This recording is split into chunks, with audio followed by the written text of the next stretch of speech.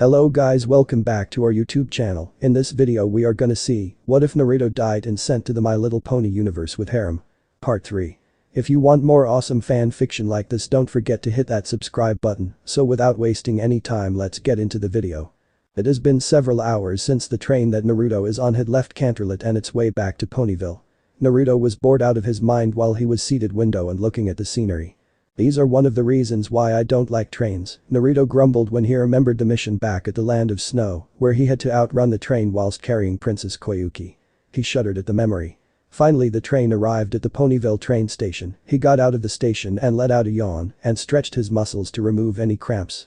Now I have to find the girls and let them know that I'm back. Naruto then took off in search of his friends. Walking along the road and greeting the locals, Naruto saw Twilight and Spike ahead of him. He was about to call out to them when two fools known to every pony as Snips and Snails came running by. Bangway coming through. Spike got tackled by them. Naruto quickly used his tail to catch him before he got hurt and walked over to Twilight. "Hi Twilight." "Spike. How's it going?" Naruto smiled at the mare and Drake, who smiled in return. "Hello Naruto. How are Princess Celestia and Princess Luna?" asked Twilight.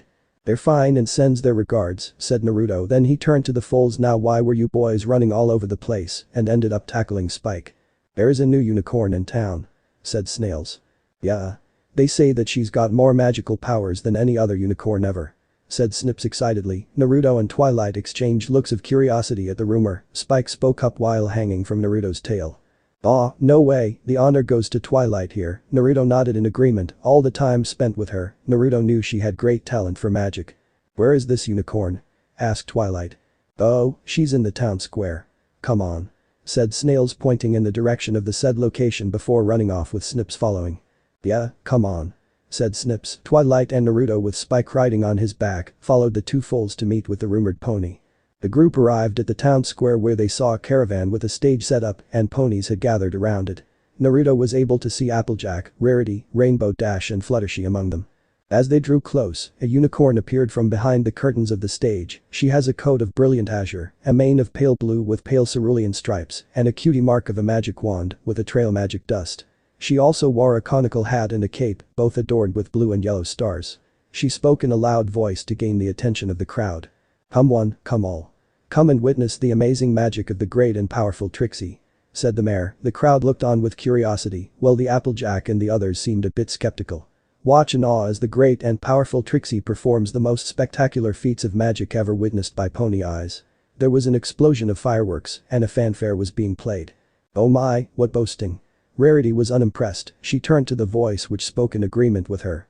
"I'll have to agree with you, Rare. Nobody likes a show-off." Naruto waved at the girls when they turned and smiled at his return.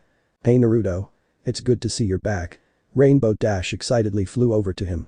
I'm glad that you came back safely." Fluttershy spoke softly while trying to hide her blush.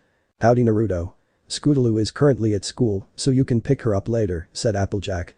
"It's good to see you again. I hope you got the latest fashion news while you were there," said Rarity. "Naru. Did anything exciting happen while you were there?" Pinky was hopping before him, making Naruto hold her in place with his tail. "I had a great time in Canterlot." Naruto smiled before turning to look at the unicorn on stage. "Although I am not impressed with the way she present herself." Spike nodded in agreement. "That's right. Nopony is better at magic than twice." Spike started, but stopped when he saw Twilight glaring at him. "Never mind. There is nothing wrong with being talented, is there?" Twilight asked the others nervously. Naruto could sense the unease within her. "Nothing at all, except when someone goes around showing it off like a school filly with new ribbons." Rarity agreed with Applejack, which only increased the uneasiness in Twilight. "Indeed, just because one has the ability to perform lots of magic does not make one better than the rest of us." Naruto decided to speak up to ease Twilight's worries. "What they say is true, but there are some talented ponies that don't show off their gifts." Naruto said this directly to Twilight, which cheered her up a bit. "Yeah. Especially when you've got me around to be better than the rest of us." Rainbow Dash laughed out loud, but that stopped when she saw the mares glaring at her and Naruto shaking his head. I mean, yeah, magic schmagic. Boo. Well, it seems we have some naysayers in the audience." Trixie had a look of arrogance on her face. Who is so ignorant as to challenge the magical ability of the great and powerful Trixie? Do they not know that they are in the presence of the most magical in all of Equestria? Who does she think she is? Rarity stuck her tongue. Naruto snickered at how unladylike she was acting at the moment, which made her blush in embarrassment. "Yeah. Since we all know that Twilight here is, Spike spoke up, but he was silenced by Twilight. Twilight, what's wrong? You saw the way they reacted to Trixie. I don't want them to think that I'm a show-off. Twilight looked worriedly at her friends, but didn't notice that Naruto overheard her and thought to speak to her later. Rainbow Dash flew up to Trixie on stage. So, great and powerful Trixie. What makes you think you're so awesome anyway? She asked. Why, only the great and powerful Trixie has magic strong enough to vanquish the dreaded Ursa Major. Trixie told the crowd of how she defended the ponies of Huffington from the beast while using her magic and fireworks to illustrate. Every pony were amazed, especially Snips and Snails, but Spike was still skeptical. Hahaha, that's right. Trixie is the most talented pony in all of Equestria. Her declaration was met with silence. Don't believe the great and powerful Trixie? Trixie laughed haughtily. Well then, I hereby challenge you, Ponyvillians. Anything you do, I can do better. Any takers? Or is Trixie destined to be the greatest equine who ever lived? Once again with fanfare and fireworks which was really getting on Naruto's nerves, Spike desperately clung onto Twilight. Please Twilight. You have to show her what you can do. I can't take it anymore. Twilight still refused to stand up to the arrogant unicorn. Naruto knew that she was more concerned about her friends than about Trixie. However, she caught the attention of the unicorn. How about you? Twilight gulped nervously. Well. Is there anything you can do that the great and powerful Trixie can't? Trixie continued to taunt her until Applejack finally had enough and stepped up. That's it. I can't stand any more of this. Naruto and Spike cheered her on as she stood on stage to face Trixie. Can your magical powers do this? She brought out a lasso and started to perform many tricks to the amazement of the ponies around. Then she rounded up her show by using her lasso to snare an apple from a nearby tree and pulled it over to take a bite out of it. Top that, Missy. Trixie smiled arrogantly before taking off her hat to reveal her horn. Oh ye of little talent. Watch and be amazed by the magic of Trixie. Her horn glowed purple and one end of the rope started to move in front of Applejack like a snake while the other end went to grab an apple. The rope proceeded to hogtie the orange mare and shove the apple in her mouth. Every pony laughed at the spectacle except the mares and Naruto who helped Applejack get free of the rope. Then he looked angrily at Trixie for humiliating his friend. Once again, the great and powerful Trixie prevails. No need to go strutting around and showing off like that. Rainbow Dash was next to take the stage. That's my job. Then she took to the air at high speed, going around a windmill and making it spin. She ascended to the sky, punching through the clouds in different patterns before performing a nosedive and landing on the stage with a rainbow floating above her. They don't call me Rainbow and Dash for nothing. HMPH, when Trixie is through with you, the only thing they'll call you is loser. Trixie used her magic to manipulate the rainbow, transforming it into a whirlwind and surrounded Rainbow Dash with it. The whirlwind took her for a spin in midair before landing back on the ground, where she laid on the ground both dizzy and sick. Seems like any pony with a dash of sense would think twice before tussling with the great Trixie. Trixie summoned a small thundercloud which struck lightning on Rainbow Dash, making her yelp in pain and the crowd laugh. Naruto's anger was reaching boiling point. Come on. We need a unicorn who can face her on equal grounds. Spike spoke up with Rainbow agreeing with him. Yeah. A unicorn to show this unicorn who's boss. Applejack followed up with her own statement. A real unicorn to unicorn tussle. Naruto was about to finish up by saying who it should be. That's right, a unicorn like, but he was interrupted by Rarity. Enough, all of you. I take your hint, but Rarity is above such nonsense. Naruto fasahoofed how wrong she was at thinking that they were talking about her. Applejack and Rainbow Dash may behave like ruffians. But Rarity conducts herself with class. Uo, what's the matter? Afraid that you'll get a hair out of place in that rat's nest you call a mane? Naruto let out a gasp with the time spent with the mare. He knew to never make fun of her sense of fashion as it will lead to trouble. Rarity had a look of anger on her face. Oh, it is on. She climbed to the stage and brushed by Trixie. You may think you're tough with all of your so-called powers, but there is more to magic than your brutish ways. A unicorn needs to be more than just muscle. A unicorn needs to have style. Rarity used her magic to grab a curtain and spun it around her, and in an instant she wore a beautiful dress and a new hairstyle which even stunned Naruto. A unicorn is not a unicorn without grace and beauty. Rarity won't let Trixie get the best of her. She's strong, beautiful, Spike was cheering for her when Trixie cast a spell on Rarity's hair which caused every pony to gasp, making her feel very uncomfortable. Okami, Naruto whispered softly. Someone get me a mirror. What did she do to my hair? Rarity started to panic. Nothing, said Twilight. It's fine, said Rainbow Dash. It's gorgeous, said Applejack. It's green. Naruto quickly wrapped his tail around Spike's mouth while the others glared at him, but it was too late as Rarity had heard it and ran off crying. Ahaha, that's what you get for challenging the great and powerful Trixie. Is there any pony else that would like to face me? She then turned her attention back to Twilight, or maybe a pony like you could even stand a chance against me. Twilight took a few steps back in fear of the attention. This caused Naruto to finally snap. That does it. Naruto shouted. He climbed up to the stage whilst glaring at Trixie, which made her feel a bit uncomfortable. I've had it with the way you humiliated my friends just to show off how good you are. Let's see you face me instead. Twilight and the others were surprised, as they had never seen Naruto this angry before. Humph, then why don't you show me what kind of magic you can do? Taunted Trixie. Gladly, said Naruto. He raised a forehoof to the air and called out Chakura Ho Chakra Cannon. A rune appeared at his hoof before firing a large orb into the air. This surprised every pony, except his friends who knew about his abilities. Not yet, Chakura no Dangan. Sakusha Chakra. Bullet. Rapid fire, he launched a barrage of smaller orbs into the air as well, then he used a telekinesis spell to manipulate the orbs, making the smaller orbs orbit around the larger one, like a solar system. Let's see you handle this one, Naruto smirked at the unicorn. Oh, we'll see. Alright, Trixie used her own telekinesis to wrest control over the orbs from Naruto, much to his and the others' surprise. How can she do that? It takes a lot of magic power to do that, and she did it with no problem. Twilight was stunned at what she was seeing. Trixie then changed the orbit of the orbs, think of the atom, before clashing together, which resulted in a small explosion, knocking Naruto off the stage from the blast and to the ground. The mares went to check if he was alright. Naruto, are you okay? Asked Twilight worriedly. Naruto shook his head to clear his thoughts. Yeah, I'm fine, but Naruto looked dejected. I failed. I could have defended you girls, but rather made it worse. Naruto got up and left the town square sadly. Twilight felt guilty for what happened and left as well. Trixie was boasting upon seeing that there were no more challengers. Ha! Once again, the great and powerful Trixie has proven herself to be the most amazing pony in all of Equestria. She strutted off the stage. Was there any doubt? When she got off the stage, Trixie thought of the blonde stallion. That unicorn had a lot of power. It took a lot of magic to take control of his spell from him. I'd better keep an eye on him. Naruto was walking alongside Scootaloo, who was happy to see her brother towards the Uzumaki mansion. He was thinking back on his encounter with Trixie. I guess I can't deny her talents. Maybe she did vanquish the Ursa Major. He stopped in the middle of the road. Now that I think about it, what is an Ursa Major? I'd better it out in the library at home. Naruto broke from his thoughts when Scootaloo called out to him. Big bro, aren't you coming? Asked Scootaloo in curiosity. Sorry, I'm coming. Naruto trotted to catch up and continued on their way home. Later that night, Naruto tucked Scootaloo in bed after talking to her about the things which he had seen and done at Canterlot over a hearty dinner. Then he went to the library to read on the Ursa Major, but he wasn't able to find any info about the creature. Maybe I should check up with Twilight on it tomorrow at the Ponyville library, Naruto said to himself. He walked out of the library and to his bedroom. He was just about to fall asleep when he heard an earth-shaking roar, causing him to jump from his bed in surprise. What the hey was that? Scootaloo came barging through the door. Big bro, what was that roar?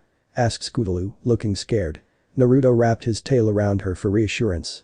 Don't worry about it, I'll go and check out the source of that roar. So just stay in your room until I come back, okay?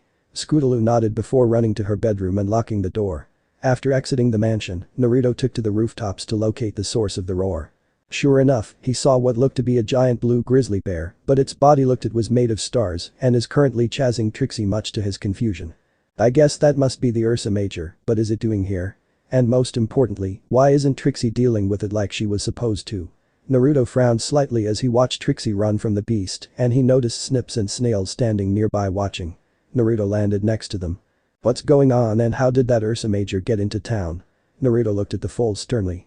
We brought the Ursa Major to Ponyville to see if Trixie can vanquish it like she told us before, said Snips. Naruto have a look of shock before it turned into anger.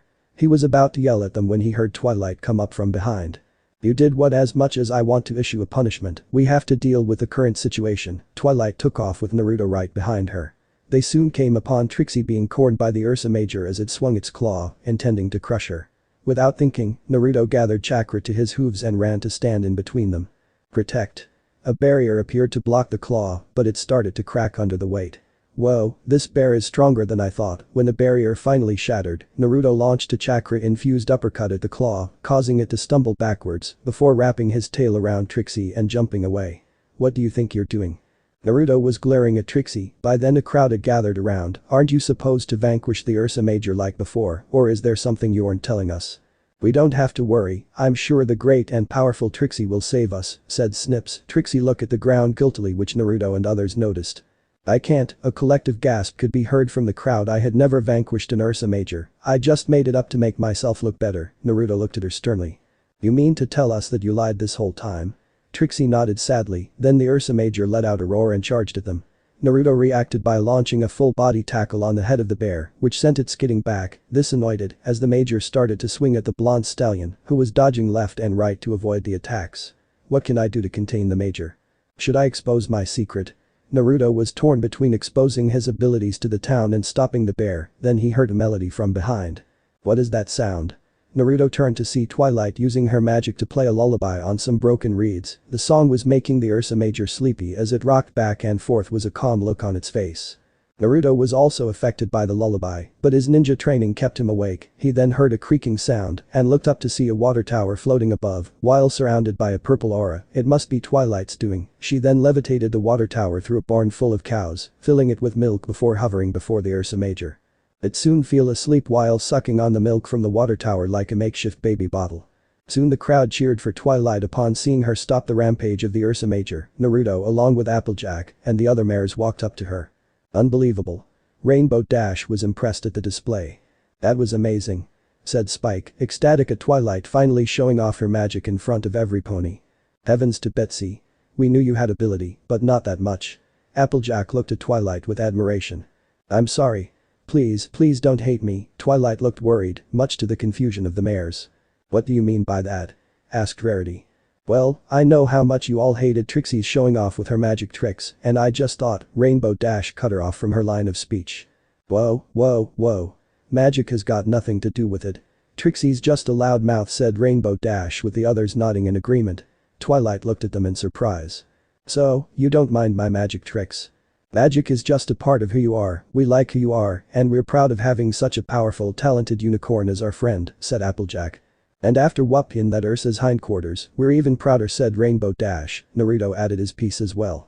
Besides, we can proudly tell ponies that we're best friends with a unicorn who can subdue an Ursa Major, said Naruto with a foxy grin. Twilight smiled happily at their reassurance.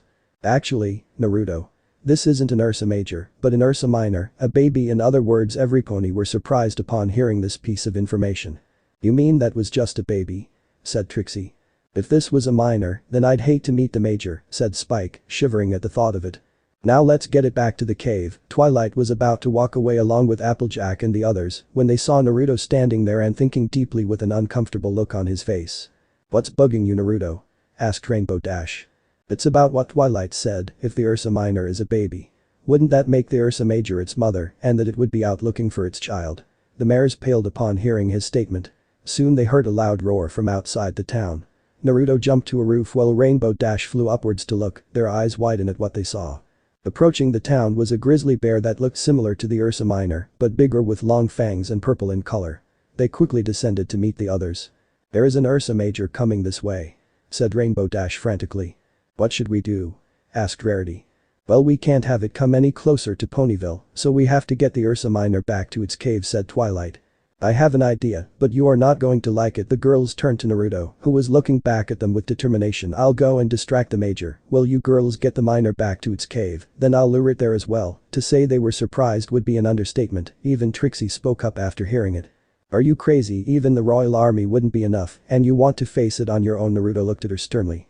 Well, we don't have much options right now, so we have to make do with what we got. Naruto turned to meet the giant bear. I'm going on ahead, so don't worry about me. Alright Naruto, just don't go doing anything crazy, you hear? Said Applejack with Rainbow Dash agreeing with her. Yeah. We still haven't had our daily challenge yet. Naruto grinned at them before running off. Naruto, please be careful. Twilight looked at the departing stallion before heading out with the mares following her. Spike was about to head back to the library when he noticed that someone was missing. Hey, where's Trixie? He looked around to see that the unicorn was gone. Naruto was jumping through the trees at a quick until he finally arrived in front of the Ursa Major. Whoa, it looks bigger than Gamabunta. He marveled at the size of it but prepared himself for battle. Hey Big Dipper. How about I help you back to the starry sky since you look lost? The bear fell for the bait as it roared at Naruto, which would have sent him flying had he not applied chakra to his hooves to anchor himself to the ground. Alright, let's get it on. Naruto took off with the bear close behind him. Music start. Naruto original soundtrack, Rikiri, Thunder Break. Naruto was darting around the trees while making sure that the bear has him in its sights. He could hear it roaring behind him, but didn't turn around to look. Sensing an incoming attack, he jumped into the air to avoid a swipe which barely nicked his tail, before turning in midair to fire a chakra bullet. However, the attack merely bounced off its skin, and the Ursa Major continued its attack as if nothing happened. Damn, this is tougher than I thought. Naruto formed a chakra arm to parry a swipe from the bear, but the force was too strong, and he was sent crashing through several trees which inflicted bruises all over his body. Naruto leapt into the air to avoid the jaws of the Ursa Major, before angrily yelling, "Hey! Pony Ninja aren't on the menu tonight." He received a roar as an answer. "I don't know how long I can last with holding back on it," Naruto thought furiously as he ran towards a cliff wall. He quickly dashed alongside the cliff while using Terra Drift on the wall. Then he spun around and shot a chakra cannon at the bear which only left a small bruise. "I'd better use my speed to confuse it." Channeling chakra to his hooves, Naruto sped towards the bear while using Terra Drift to strafe and chakra bullet to get its attention. The Ursa Major got irritated and went completely berserk. It started swinging around wildly which forced Naruto to be on the defense. "I think I've gone too far with getting its attention." Naruto had to use his freerunning skills to the fullest just to keep up with the bear. It swung its claw, Naruto jumped into the air and then used a Pegasus dash to change direction in midair to dodge the second attack, but he got hit by a backhand which sent him crashing into the cliff wall. The impact caused the rocks to fall, burying him underneath. The Ursa Major sniffed the air before moving in direction of its child, leaving the pony to remain buried underneath the rubble. Music end. Twilight, Applejack and Rainbow Dash were running through the tree to meet up with Naruto. They had successfully left the Ursa Minor in the cave and wanted to inform him of it. "I hope Naruto is okay," said Twilight worriedly. "I'm sure he's fine," said Applejack. "That's right. This is Naruto we're talking about," said Rainbow Dash. There was a loud roar, and the mares turned to see the Ursa Major heading towards them. "What's it doing here? I thought Naruto was distracting it." "We'll worry about that later. Right now, we have to get away," said Applejack, who was already running with the others behind her. The Ursa Major chased after them and soon caught up with the ponies. As it swung its claw to hit them, a small burst of light flashed in its eyes, stunning it. While the bear was recovering from the surprise, a chakra arm appeared and landed a powerful punch at the side of its head, which made it fall to the ground. The mares turned to see Naruto standing nearby, all bruised, all with Trixie next to him. They were relieved to see him, but angry to see the unicorn who gave them so much trouble. "Naruto? Are you okay, and what is she doing here?" asked Rainbow Dash, staring angrily at the unicorn who shied away from them. "The bear got a few shots at me, which got me buried underneath some rubble." The mare's eyes widened at what he said, "Then Trixie came and helped me out." "May we ask why you're here?" asked Applejack. "Well, you see. Trixie told them why she came." Flashback. This is all Trixie's fault. The unicorn was running through the forest while trying to find the ponies who went to face the true Ursa Major. If Trixie hadn't boasted so much, none of this would have happened. She kept on running until she arrived at the scene where she saw the blonde stallion fighting against the Ursa Major. "Amazing, and to think that this is the same unicorn I beat at the show.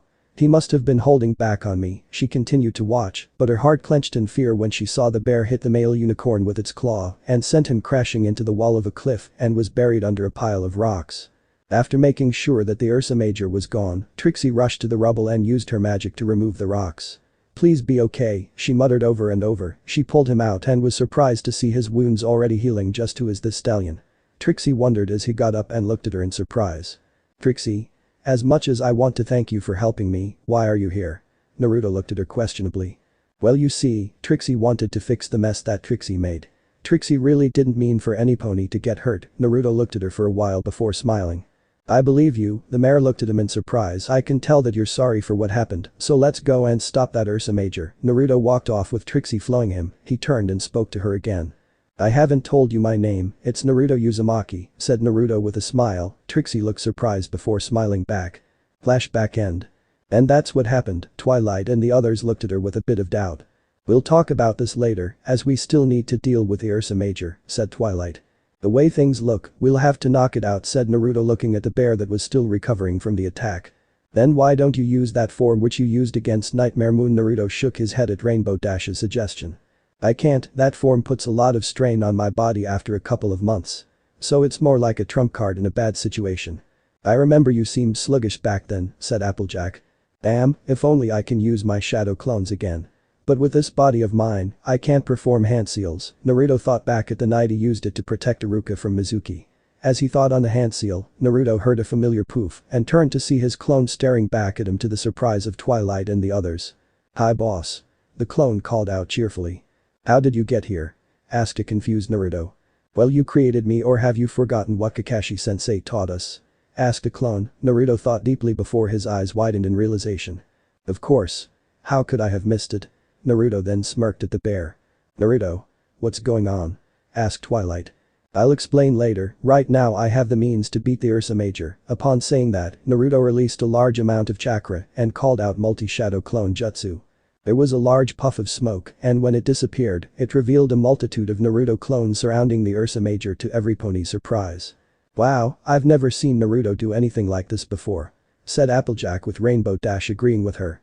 "Yeah, but this is pretty cool," said Rainbow Dash. Music start. Naruto original soundtrack, Naruto main theme. "Sorry to keep you waiting, it's time for me to bring back the Naruto handbook. Only this time, it's the pony edition, so get ready," said the original Naruto. The Ursa Major kept looking around in confusion. "Alright, it's showtime."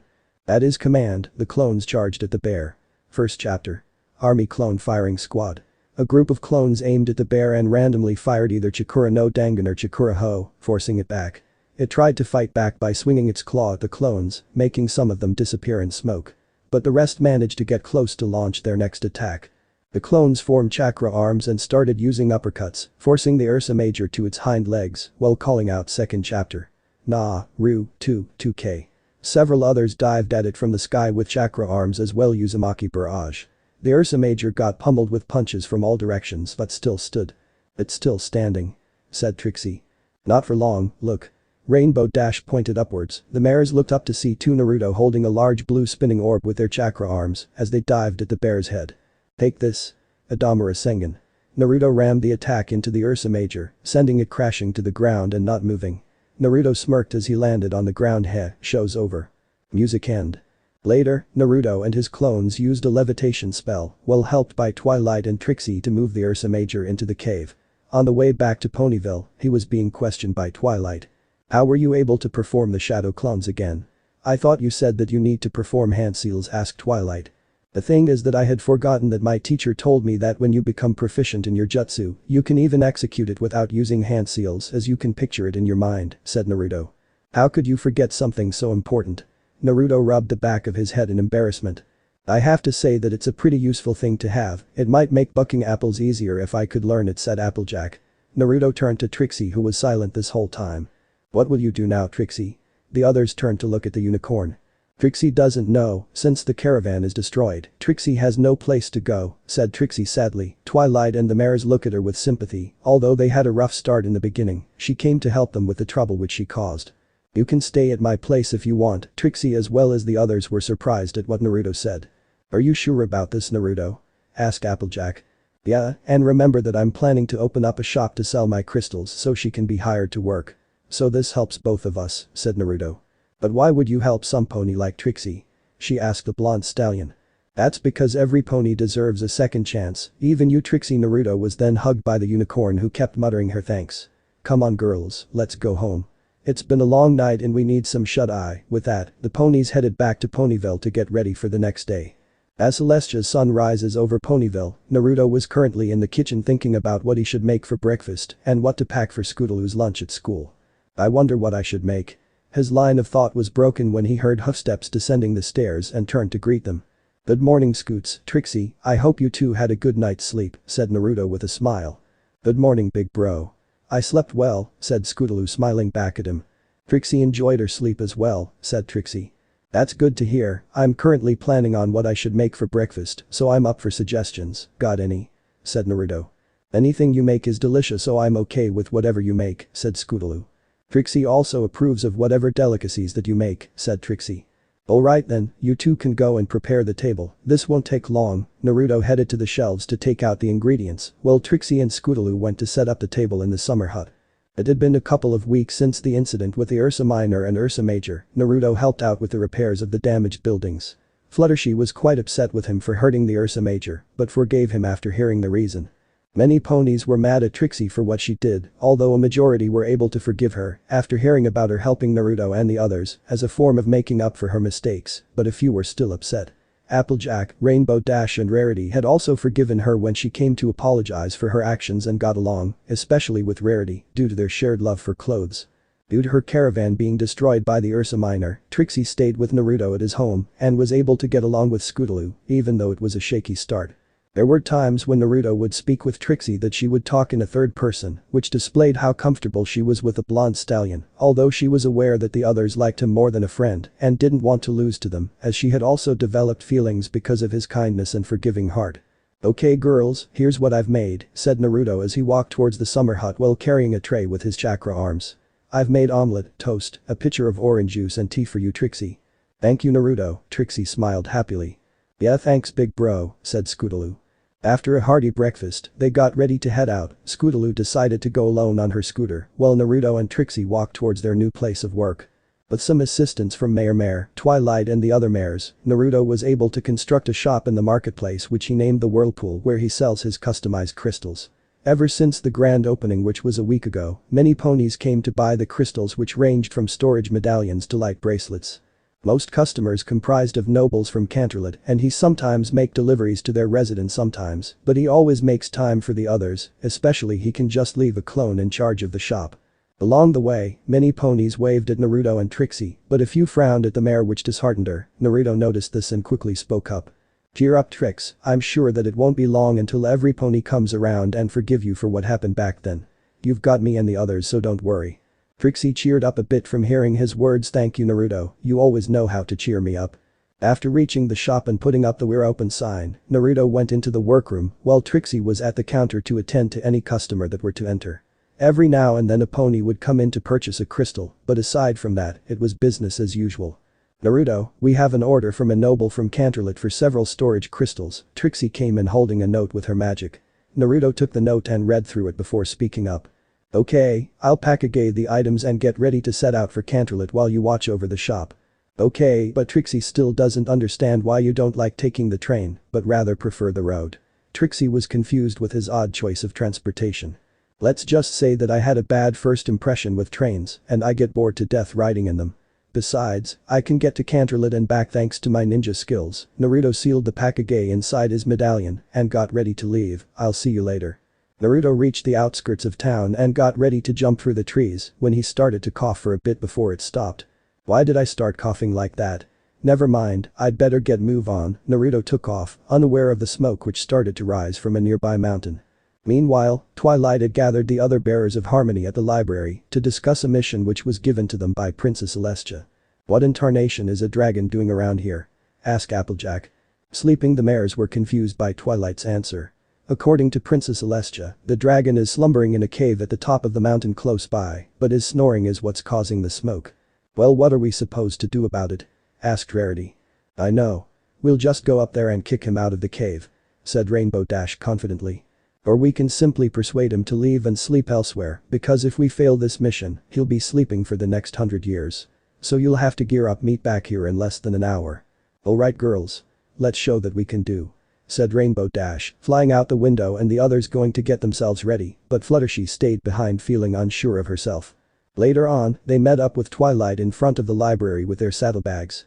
"Alright girls, the dragon is located in a cave at the very top of the mountain. I'll plan out the route so we'll be able to make it there within the day." At hearing Twilight mention the mountain, Fluttershy felt even more scared.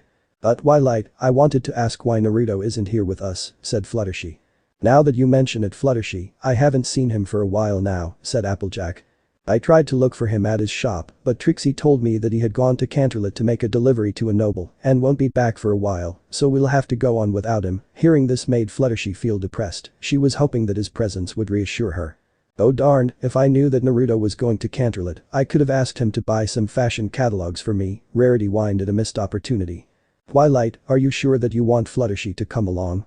The mare looks like she could be scared of her own shadow," said Rainbow Dash.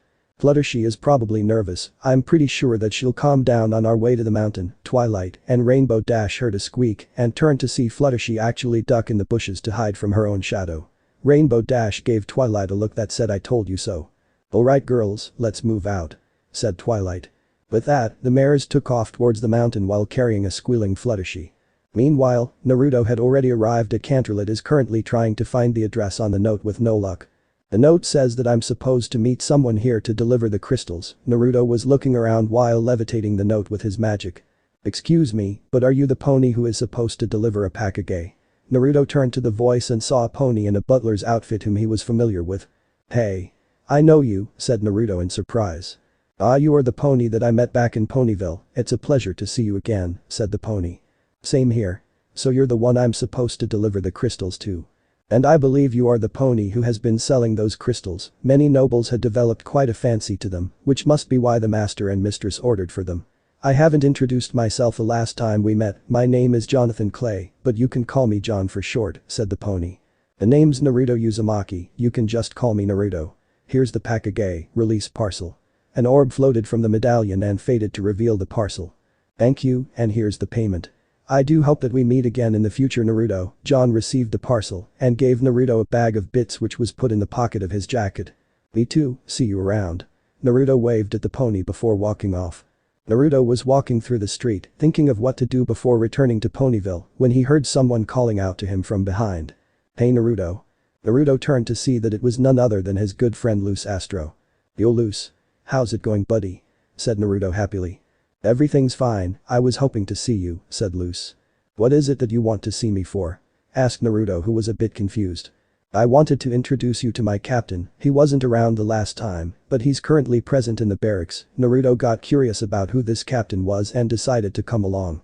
Alright Luz, let's go meet this guy. Naruto followed his friend to the barracks and was led to the training grounds. He's over there. Luz raised a hoof to point. Naruto looked in his direction to see a pony supervising the cadets.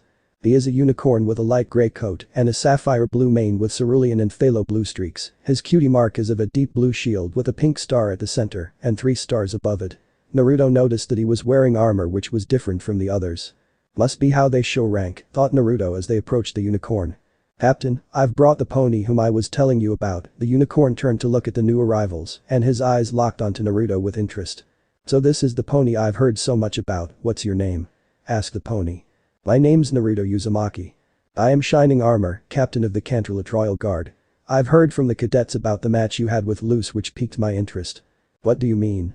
I was hoping to have a sparring match with you. Naruto wasn't the only one who was surprised by what Shining said. Every pony nearby were stunned. Why would you want spar with me? Asked Naruto. Like I said before, you caught my interest and I want to see how you stack up to me, said Shining Armor. Naruto thought deeply for a bit before looking up with a foxy grin. I'm up for a match, so what are the rules? It's just a clean and fair fight, hoof-to-hoof combat, and magic are allowed, said Shining Armor, to which Naruto nodded in agreement. Naruto followed Shining to one of the training grounds, waited at the other side for the match to start. Many ponies gathered around to watch. Some of them who had witnessed the match between the blonde stallion and Luz knew that this match would be just as interesting. That'll begin, said Luz, who was the referee. Play music. Kingdom Hearts Ost, working together. Naruto dashed at Shining in a zigzag pattern to throw him off, but Shining kept a close eye on him to make a move. Naruto launched a straight punch which was blocked and received a hook in the jaw which dazed him, leaving an opening which the unicorn exploited to blast him with a magic beam. Damn, this guy is good, I'd better be careful. Naruto charged in again, but this time he twisted his body while sliding to perform a double kick. Shining quickly jumped in the air to avoid when Naruto used his tail to wrap around the unicorn and slam him to the ground before throwing him to the other side of the ring. Shining Armor quickly recovered in midair and landed on his hooves. That's pretty impressive. Well, you haven't seen anything yet. Fire Lance. Several spears of flames appeared around Naruto before towards Shining, who quickly put up a barrier and fired magic beams back at him. Terra Bunker. Naruto was protected by an earth dome from the beam's windflaw dash. Then he burst out of the dome well covered in the wind and charged at Shining Armor. Thinking quickly, Shining teleported out of the way right before Naruto slammed into him. Naruto used his ninja senses and quickly backflipped to evade a punch from his left, then he lashed out with his tail which connected successfully.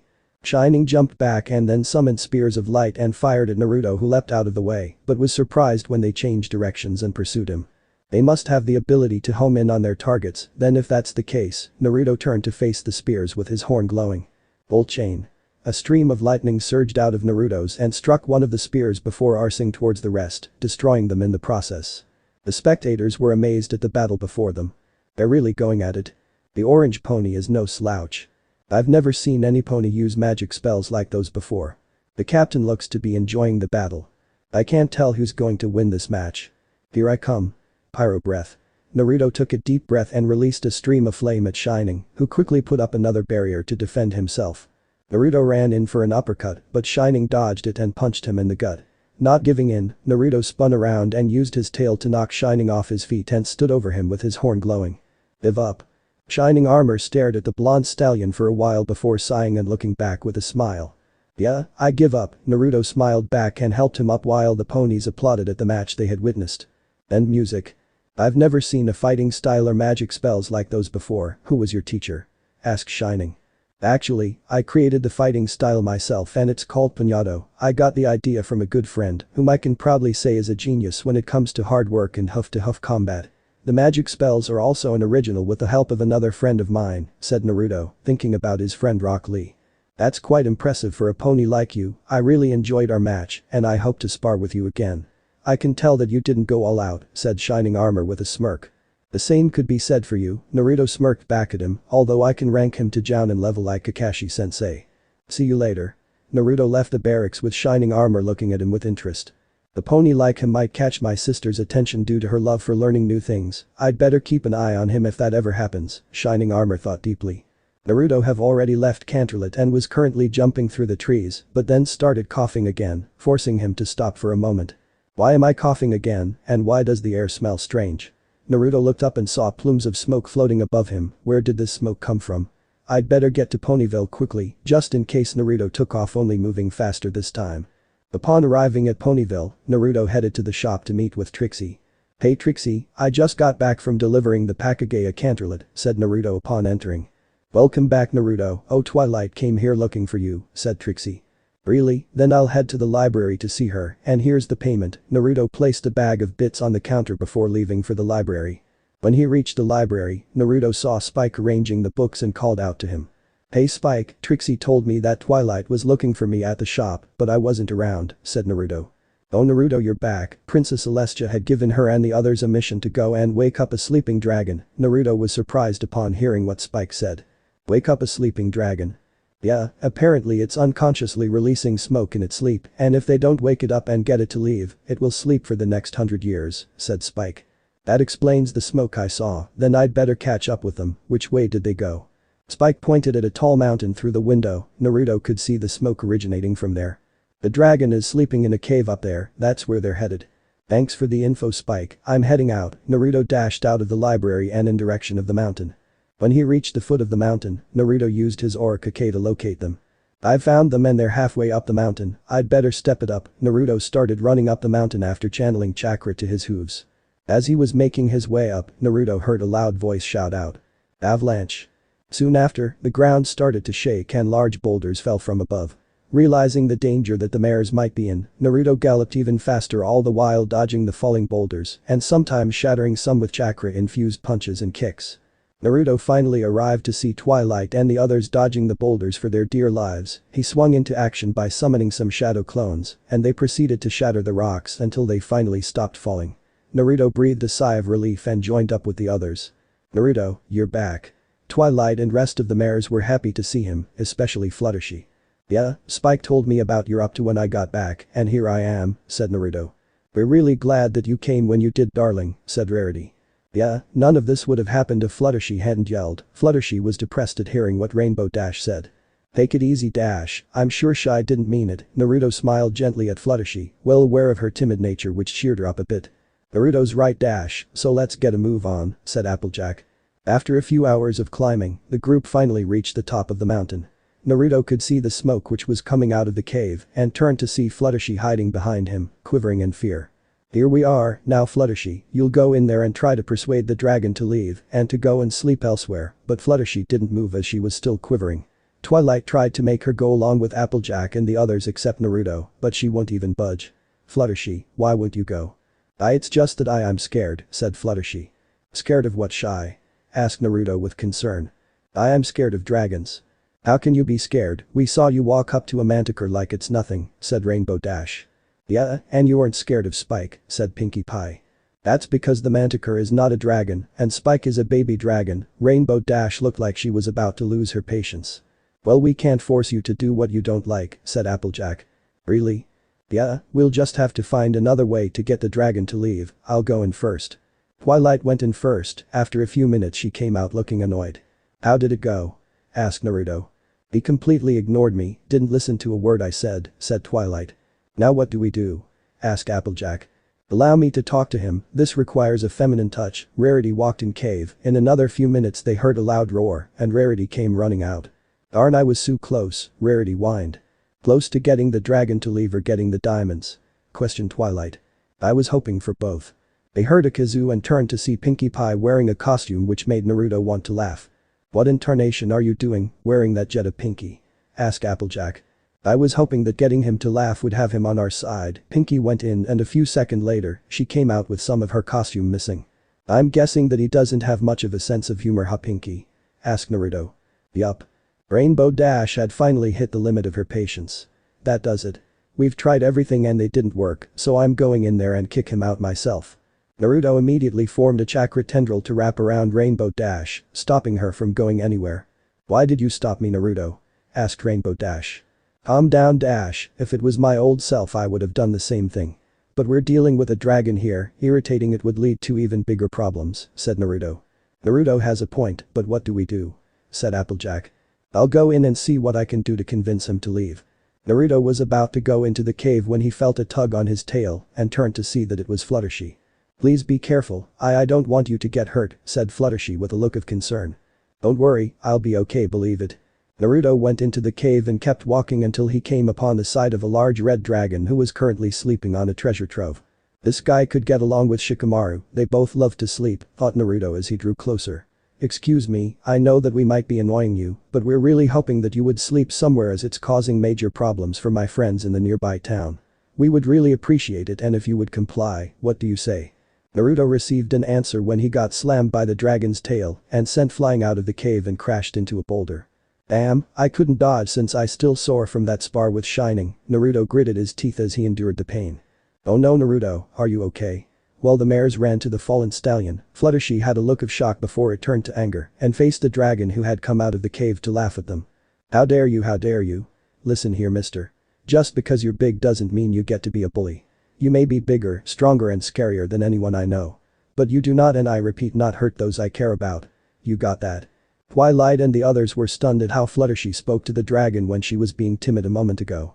"I must say that I've never seen this side of Fluttershy before," said Rarity. "I'll say," said Rainbow Dash. Naruto smiled gently as what he saw reminded him of when Hinata stood up to Neji during the Chunin exams. The dragon was stunned for a moment and then had a look of anger. "How can I let a pony talk to me like this? I won't stand for it." When Fluttershy turned to check on Naruto, the dragon let out a breath of fire at the ponies. "Watch out!" Twilight shouted out. They closed their eyes to brace for the hit, but that didn't happen when they heard a voice call out. "Say no Juchenji. Shiruto." When the flames died out to reveal that a shield hovered in between them as if defending. The shield disappeared in a flash of light to show Naruto standing there and with a look of anger on his face. "We tried to be nice to you just so you can leave, but you had the guts to attack those I consider precious to me, huh? Well, you can pat yourself in the back because you just made it on the list of someone to be beaten up by me." Naruto slowly walked towards the dragon who began to feel uncomfortable from the stare that the orange pony was giving him, while the mares were once again stunned at what they are seeing. "Have you ever seen Naruto get this mad before?" asked Applejack. "I don't think any pony has ever seen Naruto get mad before, Twilight." Instincts told the dragon not to cross this pony, but his arrogance overrode that thought. "And what is a little pony like you going to do?" No sooner he said that than large chakra arms appeared from Naruto's back, made the dragon tremble in fear. "You got anything else to say?" asked Naruto with a look that promised pain. Mercy. Sorry, that flew out the window the moment you attacked us." With those words, Naruto proceeded to pummel the dragon till he was black and blue before he went back to check on the others.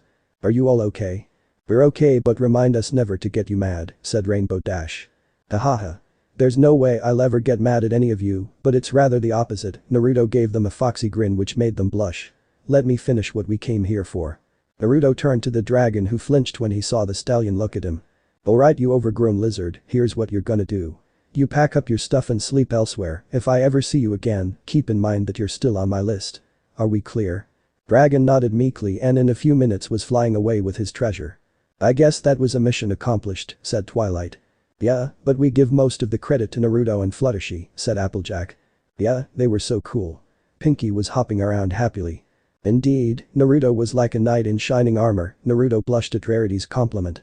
It was nothing, I didn't like how the dragon was being so mean, said Fluttershy. Me too, I'll never let anyone hurt my precious ponies, said Naruto. Later, the group arrived back at Ponyville, and Trixie was surprised at what had happened. Trixie still had to believe that Fluttershy stood up to the dragon. Well, you'd better believe it, Trix, Fluttershy was very brave, right shy. Fluttershy used her mane to hide the blush on her face. The falling leaf landed on her back, causing Fluttershy to squeal loudly and jump into the air before landing on Naruto's back. Both ponies jumped away from each other blushing, while the other mares looked at them with jealousy, wishing that it was them in her place. Meanwhile, in a void, the mysterious figure was watching over the other dimensions before setting eyes on one of them. The time has come, I can only hope that he is ready for the trials ahead. The mysterious figure disappeared, off to meet the ninja-turned-pony. On a peaceful night in Ponyville, as Luna's moon casts a dull light over the slumbering residents, Naruto was fast asleep in his bed while he was within his dreamscape, where he sits on the Hokage monument and watches over the dream version of the Hidden Leaf Village in the nighttime. Even when I'm in a new world, I will never forget about the village and keep my will of fire burning strong for you, Mom, Dad, Grandpa Hokage, Granny Tsunade, Pervy Sage and everyone. Naruto continued to watch with a look of nostalgia as he thought of his precious people back at his old dimension and how they were. Then he felt another presence in his dream and turned to see who it was. It turned out to be none other than Princess Luna to his surprise. Luna? What are you doing here? Luna giggled from the look on the blonde stallion's face. Don't worry yourself, Naruto, this is just one of my powers. I can enter the dreams of ponies when they are asleep, said Luna. That's a pretty cool magic if you ask me, so what brings you here in my dream? Luna blushed from hearing Naruto compliment her powers before speaking. I thought that after raising the moon, I could visit you in your dream and say hello if that is okay with you. Naruto chuckled softly at Luna being shy when asking, think that it was cute. I'm completely okay with it, so come over, sit next to me. Luna was ecstatic at being able to spend more time with Naruto, so she sat next to him and took a look at the village he was originally from. This place looks beautiful. Yeah, and it's just as beautiful in the daytime, said Naruto with pride. Can you tell me more about your village? Asked Luna. With that, Naruto started telling her about the lifestyle of the civilians and ninjas, the food they eat, the educational and political system. Luna giggled when Naruto started talking about and cried about never being able to eat at Ichiraku's anymore. He also spoke of other things for quite a while, as he enjoyed telling Luna about his old life. The way you talk about your village sounds like you miss it, said Luna, being careful not to be rude. Yeah, I do, but as long as I keep it close to my heart, I'll never forget about it, said Naruto with a smile which made Luna feel warm inside. All of a sudden, there was a flash of light which forced Naruto and Luna to close their eyes. When they opened their eyes, Naruto and Luna saw that they were standing in a white space, much to their confusion. What do you think is going on, Luna? How did we even get here?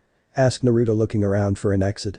I don't know, it seems like someone brought us here, said Luna. Really? Then who? That would be me. When Naruto turned to face the source of the voice, his eyes widened upon seeing a familiar figure. Kami-sama. Luna was surprised upon hearing what Naruto called the creature. Naruto, you mean that this is the goddess who sent you to our world? Indeed I am, and it is a pleasure to meet you, Princess Luna, co-ruler of Equestria, said Kami with a smile. It's good to see you again, but what brings you here? Asked Naruto with curiosity. I'm sure that you're aware that there are more dimensions than this one in your former. Receiving a nod from the ponies, the goddess continued, no matter how different the dimensions are, there is always someone who desires to attain great power, even if it destroys the balance of the worlds. However, we gods are not allowed to interfere according to the ancient laws. But what does this have to do with us? Asked Luna. I was hoping that Naruto would travel to these worlds and stop them. They were stunned by what the goddess had said. What do you mean by that, Kami-sama? Asked Naruto, who was confused. Normally the heroes would rise up to stop them, but I fear that they are not strong enough to face them. So I was hoping that you would assist them. Naruto turned to Luna to seek her opinion. What do you think, Luna? Personally, I think that you should help them, but the final decision lies with you, said Luna. Naruto stood there for a few minutes while deep in thought before looking back at Kami with determination. I'll do it, I'll go and help them, Kami-sama. The goddess smiled at the selflessness of the ninja. You have my gratitude, Naruto Uzumaki. When you wake up, there will be a scroll next to your bed. Follow the address and meet with a pony who goes by the name Dr. Woos. Give him the scroll, he'll be the one to help you cross dimensions. Naruto nodded in affirmation. Is there anything that Naruto should be aware of? Asked Luna. Yes, whenever Naruto enters a dimension, sometimes the will of the world would restrict some of his powers as a precaution, said Kami. I got it, I'll definitely get it done. You can count on me, Kami-sama, believe it. I wish you good fortune on your mission." With those words, Naruto and Luna found themselves back in his dreamscape. "I'd better get myself ready," said Naruto. "Okay, but please be careful and come back safely," said Luna. "I'll be sure to come back, and that's a promise. I'll inform Celestia of what happened, goodbye." Luna faded out of Naruto's dreamscape before he settled down to sleep. The next morning, Naruto woke up to find a white scroll next to his bed and knew that his dream was real. After breakfast, Naruto told Trixie and Scootaloo that he will be gone for a while, then summoned a shadow clone with extra chakra to help Trixie with the shop before setting out for the location written on the scroll. "I guess that this is the place." Naruto looked up from the scroll to look at the house. He walked up to the door and started knocking until he heard a voice from inside. "Hold on, I'm coming." The door opened to reveal an earth pony with a brown coat and black mane. His cutie mark is of an herbalist. "Excuse me, but are you Dr. Woos?" asked Naruto. "Yes, I am. How may I help you?" asked the pony. "I would like for you to read this." Naruto gave him the scroll to read. After reading through the scroll, he opened the door wider for Naruto to enter.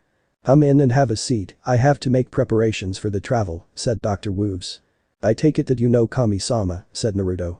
"Indeed, I've met the goddess and we're good friends. The scroll instructed me to serve as your source of transport to other dimensions," said Dr. Woos as he went into another room. After a bit of waiting, Dr. Woos came out of the room. "We're all set, come along now." Naruto stood up and followed the pony into the room to see immense strange contraption sitting in the middle of the room. "What is that thing, Doc?" asked Naruto.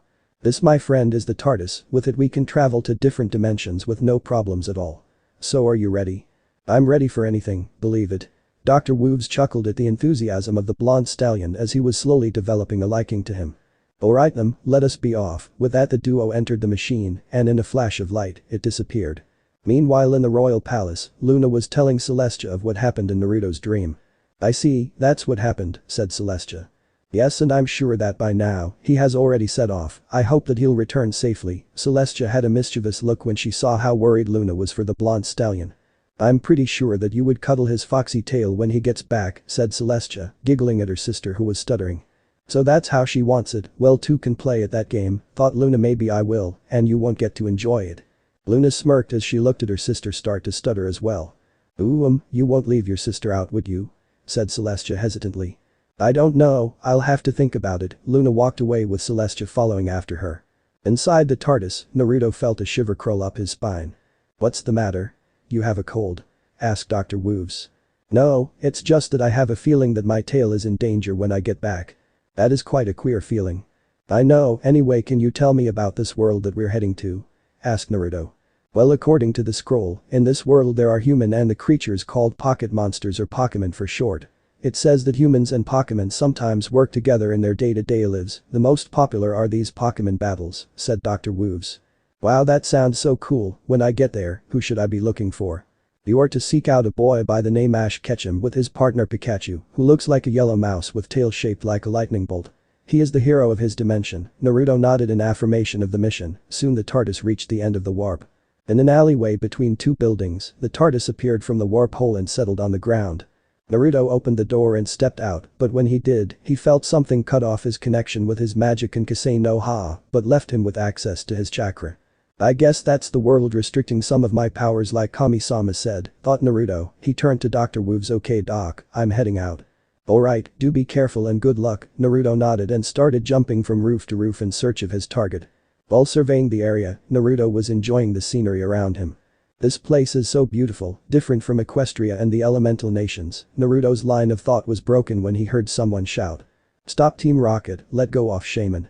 Naruto looked down to see a boy and girl wearing a white uniform with red R on the chest with a bipedal cat, while carrying a small Pokemon that looks like a hedgehog, except that it has green grass-like fur on its back with a pink flower with two leaves on each side of its head. Behind, Naruto saw a boy with a yellow mouse riding on his shoulder with a girl carrying a Pokemon, which looks like a blue penguin, and a tan-skinned boy with closed eyes pursuing them. "I guess that's Ash and those must be his companions. I'd better help em out." Naruto was about to go after them when he noticed that there's some sort of ripple on the reflections of the triangle-shaped statues. What was that? "I can think on that later." Naruto dashed off to catch up with them. Meanwhile, Ash and the others had finally caught up with Team Rocket. Then all of a sudden a portal opened up from one of the statues and sucked Team Rocket inside.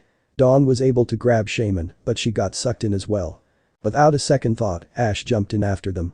Brock was about to follow when he heard something coming from behind at a fast pace. He turned just to see an orange blur jump into the portal right before it closed.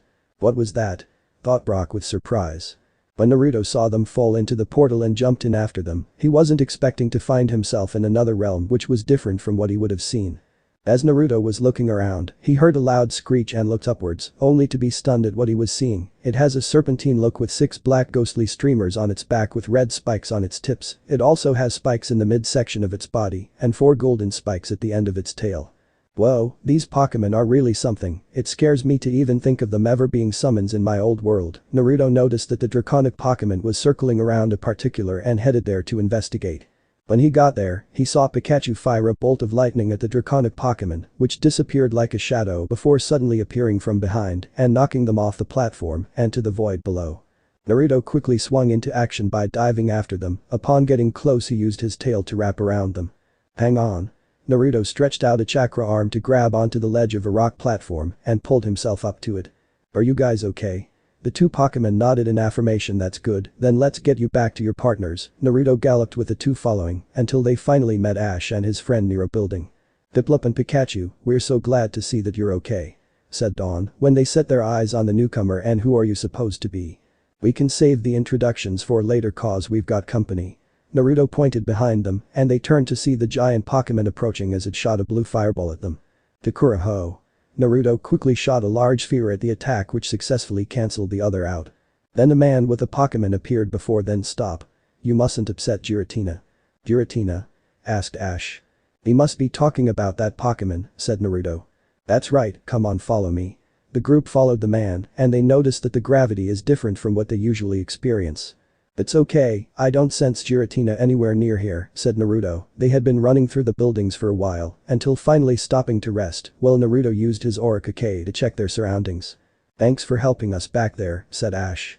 When they took a good look at the one who helped them, he is an equine with an orange coat and a spiky yellow mane with a tattoo of a white maelstrom on his flank. He was also wearing a black and orange hoodie jacket, a black headband on his forehead, a pair of goggles and a medallion hung around his neck. But who are you? Asked Dawn.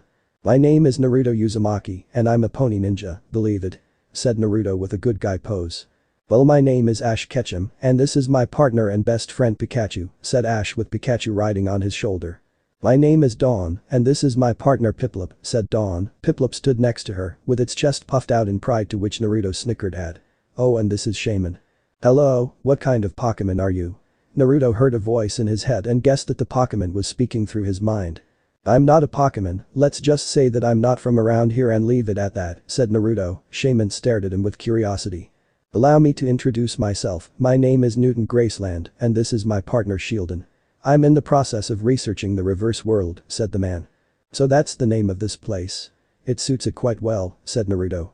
That's right, and just so you know that out of all the scientists, I am considered to be a genius. Naruto tried not to laugh while the others looked at him skeptically and Shaman thought him to be a weirdo.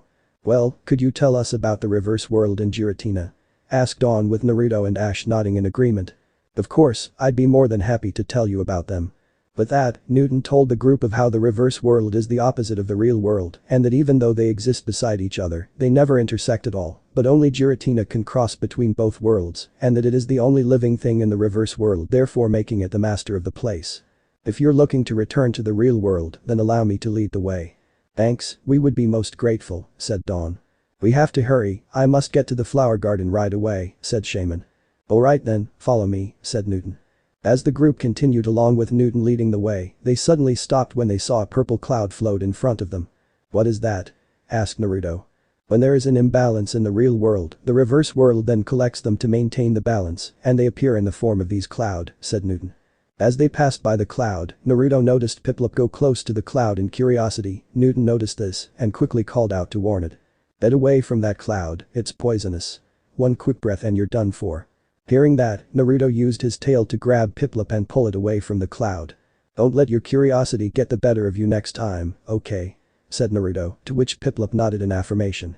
Newton then explained to them that when time and space collided, which caused the imbalance of the real world, it resulted in an overflow of the poisonous clouds in the reverse world, which made Giratina very furious with Dialga and Palkia when they met and fought.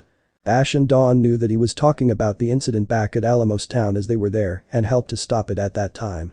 He continued to tell them that Giratina had captured Dialga before and dragged it into the reverse world, but then Shaman got in the way when it used Seed Flare, which opened a portal and allowed Dialga to escape.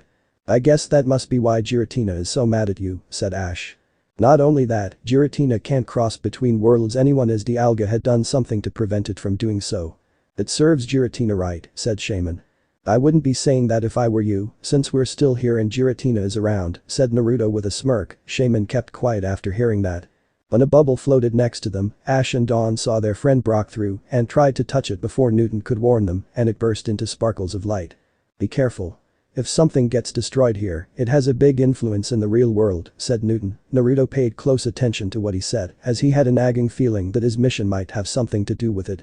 Soon a loud screech was heard. The group looked up to see that Giratina had returned. "It's back," said Dawn. "Let's get out of here."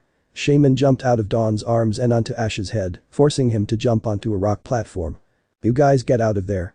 Giratina is right behind you," shouted Naruto. Not bothering to look behind him, Ash jumped off the platform closely avoiding Giratina, but Shaman got captured in its jaws. "Oh no, Shaman. Don't worry, I got this." Naruto jumped from platform to platform in pursuit until he caught up with them. "Shaman, hang on, I'll get you out of there." "Please hurry, I don't want to get eaten," said Shaman in fear. Naruto formed a chakra tendril and used it to wrap around Shaman and pull it away from Giratina, much to its surprise. "What took you so long?" said Shaman. "Geez, grateful much." Naruto used his chakra tendrils to zip back to the group, using the lampposts and other things as grapple points due to the shift in gravity. "Good job, Naruto." Naruto gave Shaman back to Dawn as they followed Newton to the portal. "Alright, this is the only way out to the real world, so hurry." Ash and the others jumped through the portal until Naruto was left. "What about you, Newton? We can't leave you behind," said Naruto. "Don't worry about me, I still have things to do here. The only thing I can tell you is to watch out for mirrors," said Newton. Naruto looked at him for a bit before finally relenting, then he proceeded to jump through the portal and managed to reach the other side and saw Ash and the others there waiting for him. "What happened to Newton?" asked Dawn.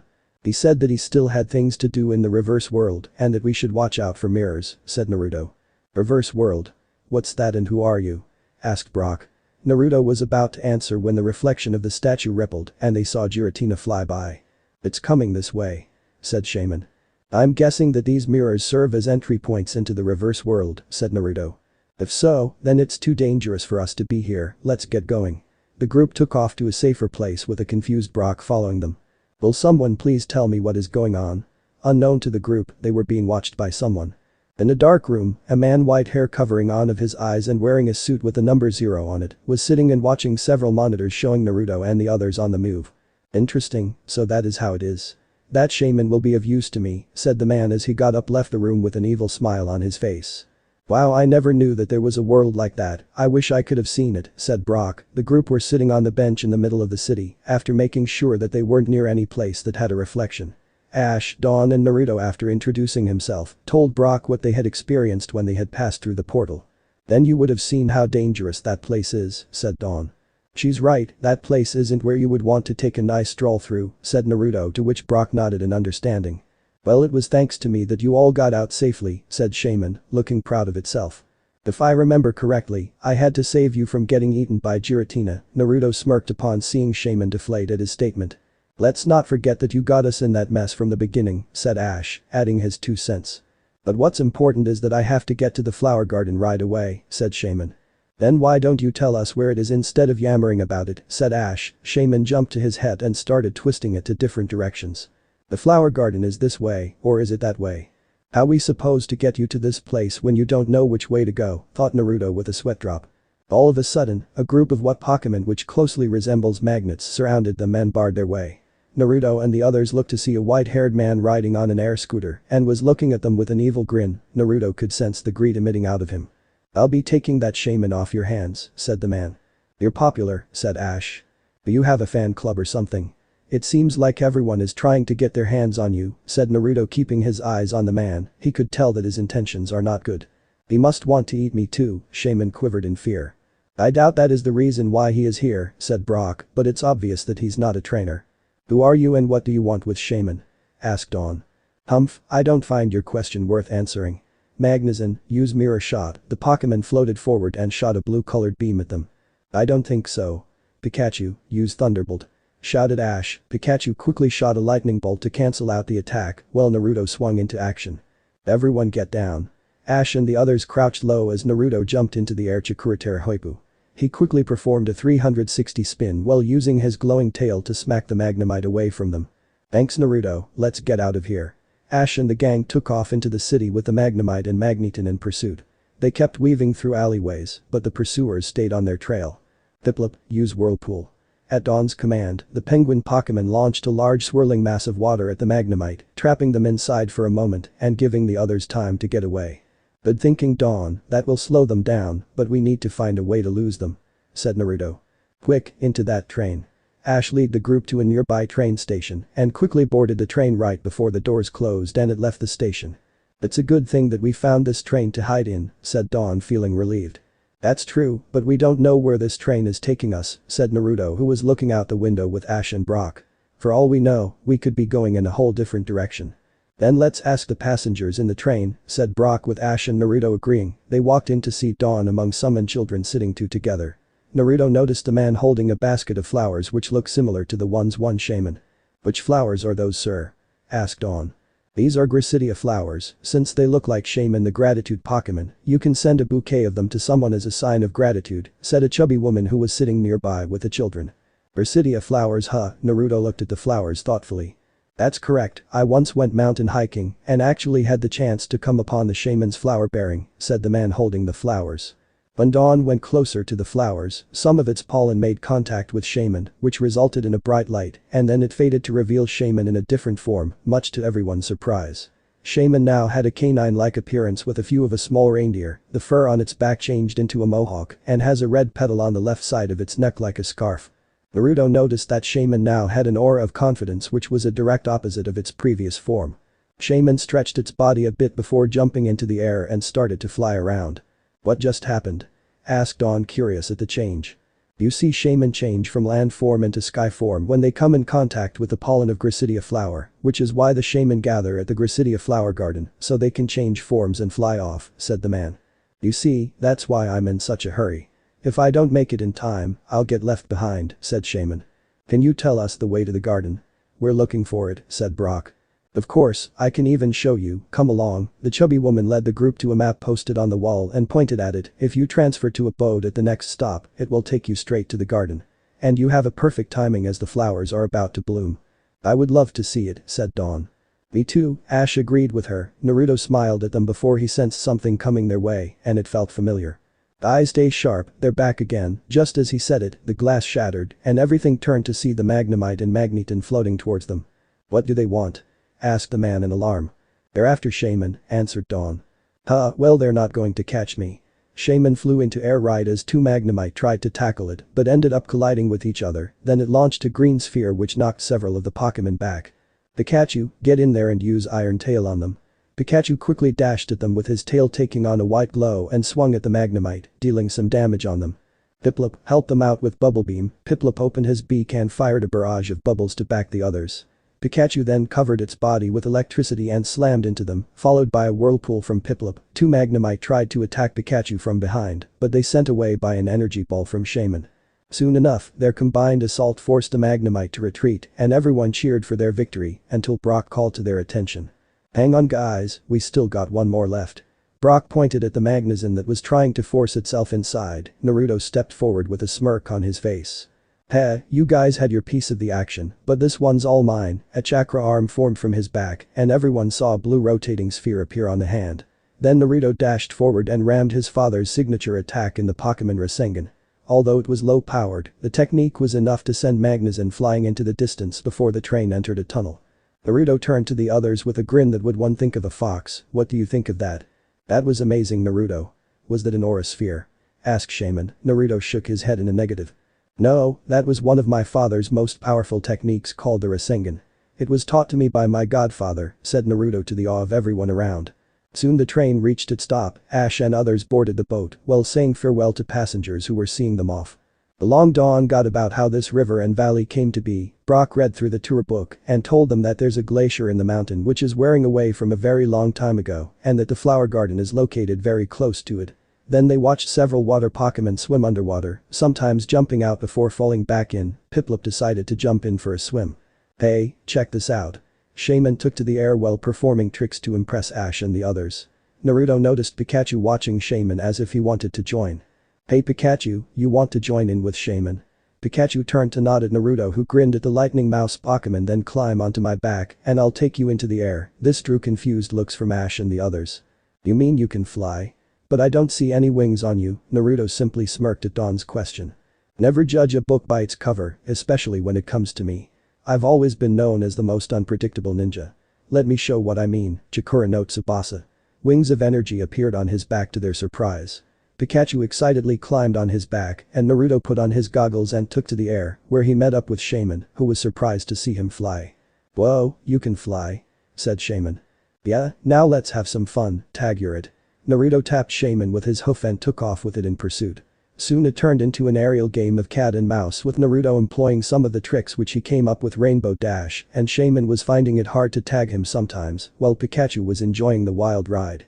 For someone without physical wings, you sure know how to fly, said Shaman smiling happily, although it faltered a bit when they would separate at the flower garden. Well, I learned from one of the best flyers from my town, said Naruto proudly. Meanwhile in Ponyville, Rainbow Dash was relaxing on a cloud when she suddenly sneezed. Some pony must be talking about me, and I feel proud of it. She shrugged and went back to sleep with a smile on her face. Back with Naruto, he was still playing with Shaman and Pikachu as the sun was setting. Let's get back to Ash and the others. When they got close to the boat, Naruto saw a familiar portal open close to it. Isn't that the portal to the reverse world? Asked Dawn. Then we better get out of here, said Brock. Shaman landed next to them and glared at the portal. Well, I'm not going anywhere. Then a vortex of wind came out of the portal and sucked them in. Naruto quickly flew in after them before it closed, unaware that the white-haired man had returned with his Pokemon and followed them into the reverse world. The gang were able to land on solid ground after passing through the portal, as Naruto hovered above them with Pikachu on his back. So this is the reverse world, kinda amazing as you look around, Brock. That's true, but we have to get out of here before Giratina shows up, said Dawn. Then we have to find Newton, he'll help us get out of here, said Ash. Hey guys, don't look now, but Giratina's back. They turned to see the master of the reverse world was approaching them, but before it could get any closer, an energy ball hit and everyone turned to see that it came from Shaman. Giratina, I'm challenging you. Shaman swooped in and launched another energy ball, but Giratina used Shadow Force to dodge and reappear behind Shaman, sending flying out of control. Oh no, this is what I was worried about. Dawn looked at the battle with worry. Pikachu, use Thunderbolt to help Shaman, shouted Ash. I'm pitching in as well, Chikura no Dangan. Pikachu launched an electric attack with Naruto backing him up with a volley of chakra bullets which made contact, although Naruto's had more of an effect than Pikachu's due to the difference in energy. Naruto flew up next to Shaman with a foxy grin. You aren't doing this alone, Pikachu, and I have got your back. Pikachu agreed with a thumbs up, to which Shaman smiled at. They then charged at Giratina while launching their signature, but during the battle, Naruto had noticed something strange. Why hasn't Giratina been fighting back? Could it be after Shaman for something else? Thought Naruto while focused on Giratina. Throughout the battle, the sun was setting and when it was night, Shaman glowed and reverted to its land form. Naruto quickly flew under Shaman as it started to fall for Pikachu to catch it. I guess I didn't want to be eaten, said Shaman in its timid voice. Shaman, what happened? Why did you change back to your land form? Asked Naruto. I'm not so good at night. Naruto was confused at its statement before flying back to the others. Do you guys have any idea what just happened?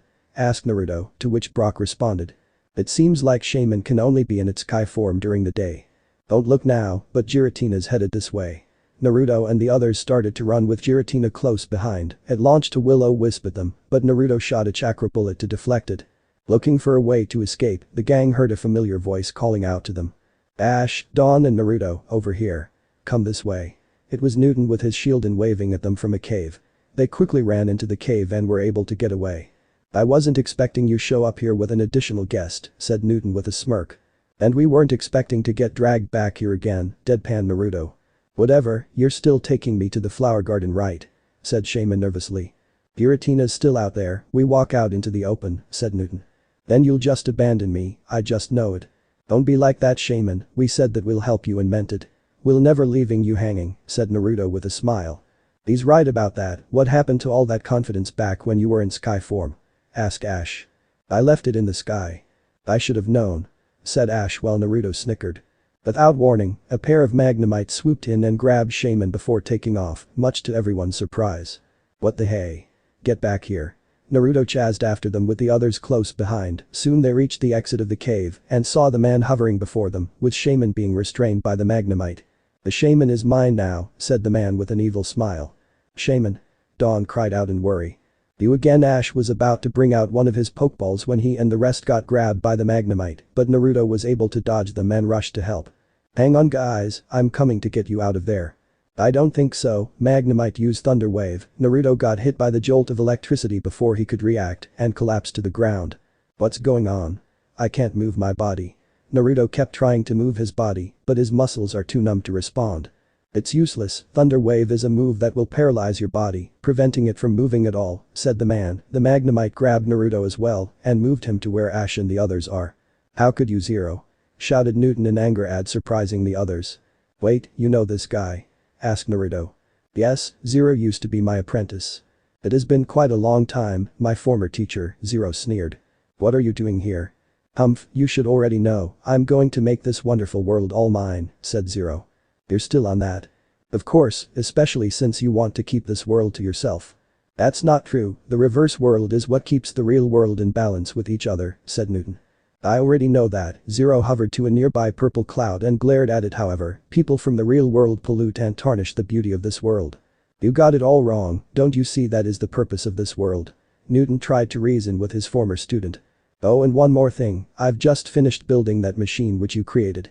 You did what? Newton was alarmed upon what Zero said, which caught Naruto's attention. It seems like Newton created something that wasn't supposed to be built, but Zero went ahead and built it, thought Naruto. Then the Magnemites started to swirl around the cloud, blowing at their direction. Don't breathe it in, otherwise you'll get poisoned. Ash and the others quickly held their breath, but they don't know how long they can hold it in. Darn it, I still can't move. Naruto tried to free himself, but the paralysis is still in effect. Then the Magnemite holding Shaman carried it close to them. Oh no, hold on, I'll help. Shaman started to draw in the cloud. Naruto noticed that Zero was smiling at what Shaman was doing. It's as if that's what he wanted Shaman to do, but for what reason? Everyone heard the familiar screech and Giratina appeared before them, much to Zero's joy. Ah, Giratina, the alga may have prevented you from going into the real world, but you won't have to worry, I will help you, said Zero. After Shaman had finished inhaling the cloud, the Magnemite carried over to Giratina. Now I know what Zero intends to do, he wants Shaman to use Seed Flare, said Newton. Naruto also caught on. Because if Shaman uses Seed Flare, it will rip a portal to the real world for Giratina to pass through, said Naruto. But I thought that Giratina wanted to eat Shaman, said Dawn. Giratina never had any intention to eat Shaman from the very beginning, said Newton. Giratina started to drive away the Magnemite, but when it approached Shaman, it got frightened, used Seed Flare to unleash a large explosion of purified energy which forced open a portal, drawing everyone into it, and Giratina followed afterwards. Ahahaha. Now I can carry on with my plans to gain ultimate power. Zero laughed maniacally as he flew through the portal before it closed. In the real world, Naruto and the others were recovering from passing through the portal. I can finally move again. Naruto stood up and stretched his muscles. He still retains his healing factor, but it had weakened since he doesn't contain Kurama anymore. Is everyone okay? Yeah, we're fine, said Ash as he got up from the ground with Pikachu on his shoulder. Hey guys, look over there. Brock pointed. Everyone turned to see that Giratina had landed nearby, but had changed into a different form. It now has a draconic form with golden half rings circling the back of its head. Its head has a crown-like surrounding it with two large horns pointing sideways and has two large black ghostly wings with red tips that can resemble claws. Why does it look like that? Asked Dawn, who went to pick up Shaman. It must have something to do with the gravitational changes, said Newton. All of a sudden, a red beam shot up and struck Giratina, stopping it from moving. Naruto followed the trail of the beam to see a large airship approaching them. A red cage detached itself from the airship and traps Giratina before floating back and reattaching itself back to the ship with Zero, who had jumped onto the cage. Then he enters the airship. A prism appears and surrounds Giratina. Red energy surges around its body, making it cry out in pain. Newton, it seems like you're familiar with that machine. Can you tell us what's going on, because I'm sensing Giratina's powers being drained, said Naruto. Everyone turned to Newton for an answer. You're correct, as I was the one who designed it. It was created to absorb all of Giratina's powers so that I can enter and leave the reverse world at will. Ash and the others were shocked. While Naruto looked angry, however, I realized that Giratina would have to be sacrificed, so I deleted all of the blueprints and terminated the project. But then Zero went ahead and built it without your knowledge, said Brock. Yes, and if the machine works the way I designed it, then Giratina will soon be no more. Hearing this surprised everyone, especially Naruto. It sounds just like what the Akatsuki would have done to me if I still had Kurama sealed in me, thought Naruto as he looked up to Giratina, who was screeching in pain. Well, we can't stand here and do nothing. Newton looked around and saw the air scooter which Zero had discarded across the river. He quickly ran over and started to operate it. Ash and the gang came up to him. "Newton, where are you going?" asked Ash. "This whole thing is my fault, so I'm going to make sure that Giratina is safe," said Newton. "Then we're coming too." Ash jumped on board the scooter with Pikachu. "Me too, Shaman, it's best that you stay here," said Dawn, placing Shaman on the ground. "But I want to help," said Shaman sadly. "But you're currently not in your sky form." "I think that can be remedied." Shaman, look over there. Everyone turned to where Naruto pointed to see that they were standing next to the Gracidia flower garden. Shaman quickly went to one of the flowers and changed into its sky form. "I'm going on ahead." Shaman flew around them a few times before heading towards Zero's airship. "Alright, let's do this. Chikura no Tsubasa." Naruto formed his chakra wings and took off with Newton, Ash and Dawn following after them in the air scooter. "We can't allow him to do this to Giratina," said Ash. "We'll all help Giratina," said Shaman. "Then let's this show on the road," said Naruto as they draw close to the airship. Zero saw them and merely scoffed, "Get rid of them," then he walked into the beep pit. The Magnemite and Magnezin charged at them and started to launch electric attacks, forcing them to evade. Shaman was moving quickly around the airship with the Magnezin in pursuit, then it performed a barrel roll to avoid the shockwave and used Energy Ball, which landed a direct hit before moving on to the others. Naruto was using flips and rolls to avoid the Magnemite, but they weren't making it easy for him with their numbers. "See how you like this? Chikura no Dangan. Sakusha." He quickly ascended and launched a barrage of chakra bullets at a rapid pace, knocking down most of the Magnemite to the ground below. "Ha! How do you like that? All Naruto baby." Then he heard a cry from behind and turned to see that Shaman had been hit by Magnezin with a mirror shot and was about to launch another attack. "I don't think so, Chikura Hansarasu."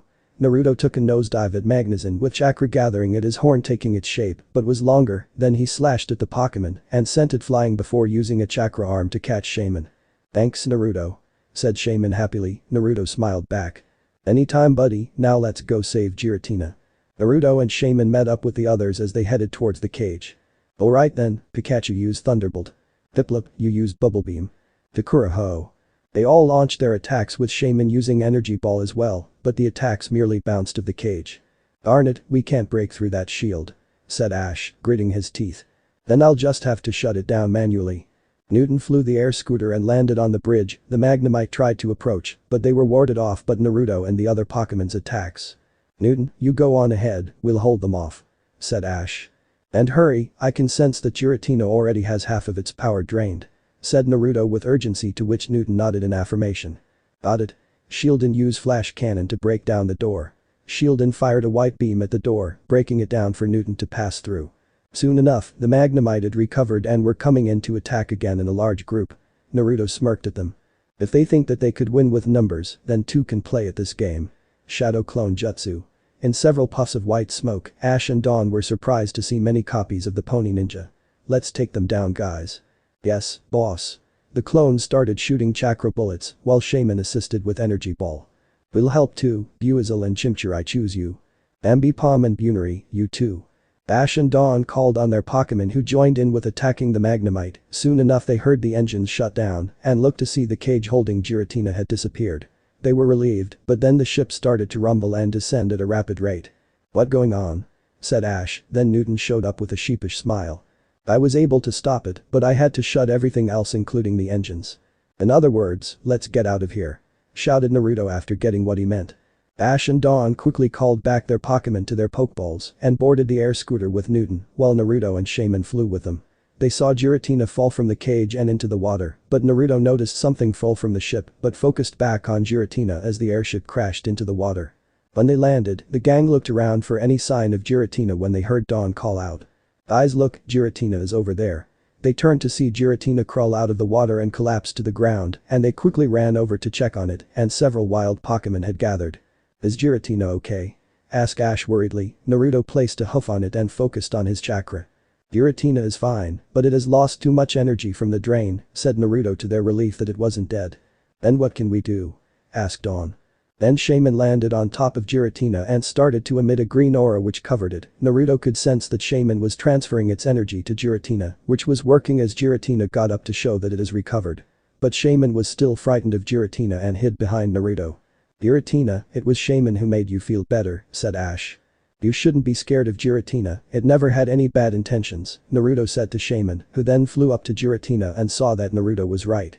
Naruto smiled happily as he sensed the gratitude from Giratina. All of a sudden, something bursts out of the water and everyone turned to see Zero sitting in a smaller airship which was designed to look just like Giratina. "It's Zero," shouted Newton, everyone tensed for battle. "I could care less about what you have, but no one gets in my way." Zero fired an attack that looked similar to Will-O-Wisp at them, but Giratina uses its own Will-O-Wisp to counter. "That's enough. Pikachu, use Thunderbolt. Diplup, use Bubble Beam. Shieldon, you use Flash Cannon. Dakura no Dangan. Sakusha." Zero was able to dodge the Thunderbolt and Bubble Beam, but the Flash Cannon and Chakra Bullets were able to make contact with the ship. "DRRR, I told you to stay out of my way." Zero then shot airwaves which formed a portal for him to pass through. "How is Zero able to cross into the reverse world? I thought we were able to stop the drain," said Naruto. "It seems like Zero was able to acquire all of Giratina's powers," said Newton. Without warning, a shockwave slammed into them and sent them flying. "What just happened?" shouted Ash as he got from the ground. "Zero is attacking the real world from the reverse world," said Newton. "These are one of the people whom Kami-sama told me about, their greed could even destroy the balance of worlds like now," thought Naruto. Giratina roared angrily and took to the air, then it shot a clear beam from its mouth to reopen the portal and entered the reverse world. "We're going too." Ash quickly boarded the air scooter with Pikachu.